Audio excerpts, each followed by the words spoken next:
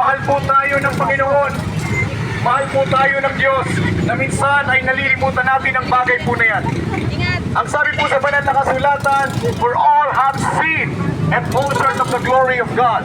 Ang lahat ng tao ay nagkasala at walang sino bang nakaabot sa kalwalhatian ng Diyos. Mga kapatid, ang kasalanan po ay may kabayaran. Ang sabi po ng Romans chapter 6 verse 23, but the wages of sin is death. But the free gift of God is eternal life through the Lord Jesus Christ.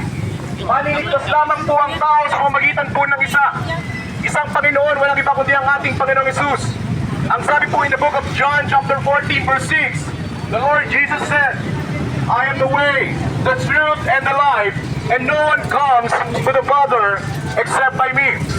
Mga kapatid, mga kaibigan, wala pong ibang daan ng kaligtasan kundi ang Panginoong Jesus. Tanging sa lamang po ang paraan upang maligtas ang isang tao. Wala na pong iba. And the reality is, mga kapatid, tayo po, we are totally dependent on God, 100%. Kung bakit ka buhay, kung bakit ka nakihininga ngayon, kung bakit ka naglalakad, dahil po yan sa Diyos. Amen. Madalas wala po tayong time para manalangin at pasalamat sa ating Panginoon. Lahat ng bagay na meron tayo ay buhat sa Panginoon. Ang sabi po sa aklat ng Hebrews chapter 9, verse 27, itinakda sa tao ang mamatay at pagkatapos dito ay paghukom. Whether we like it or not, tayo po'y mawawala sa mundo ito. Hindi natin alintano kung gaano kaiksi ang buhay sa mundo ito. Marahil meron ng ilan dito, papatawa-tawa, pangiti-ngiti. Hindi natin alam kung hanggang kailan ang buhay natin, mga kapatid. Na reality, mga kapatid, hindi natin hawak ang buhay natin. Merong namamatay, bata, matanda, sangkol pa lang, nawawala na sa mundo ito. Hindi tayo pwedeng magmalaki sa Panginoon. Hindi tayo pwedeng magmayabang sa Panginoon. Dahil tayo nakadepende sa Panginoon, ang buhay natin ay nakadepende sa Kanya. We are totally dependent on God 100%. Kung gugustuhin ng Panginoon mawala ang buhay mo, inagwigil mo manay, sa isang kisap mata lang ay mawawala ang buhay mo. Ganun po tayo, kung bakit tayo nabubuhay, we are living by grace alone. Dahil lamang po sa grasya ng Diyos. Dahil lang sa grasya ng Diyos, dahil lang sa habag ng Diyos. Kaya mga kapatid, tayo po'y magbalik loob, humingi ng tawad sa ating mga kasalanan bago pa mahuli ang lahat. Redeeming the time because the days are evil.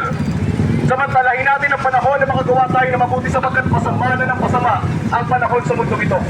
Hindi natin hawak ang buhay natin. Hindi natin pwedeng may pagmalaki na bata pa tayo, matanda pa tayo, malakas pa tayo. Meron nga po natulog, hindi na nagising. Meron wala namang sakit. Bigla na lang namatay, bigla na lang bumulagta.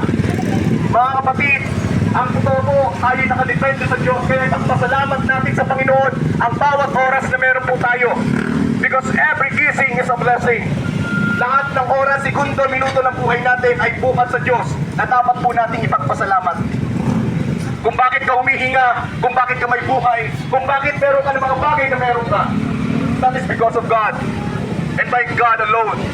Dahil lang po sa Kanya. Kaya dalangin po namin sa mga kaibigan po namin, mga kababayan po namin dito sa Rosario sa Cavite. Tayo po ay magbalik loob sa Panginoon, hingi ng tawad ang ating mga kasalanan at maniwalat manampalataya sa ating Panginoong Jesus.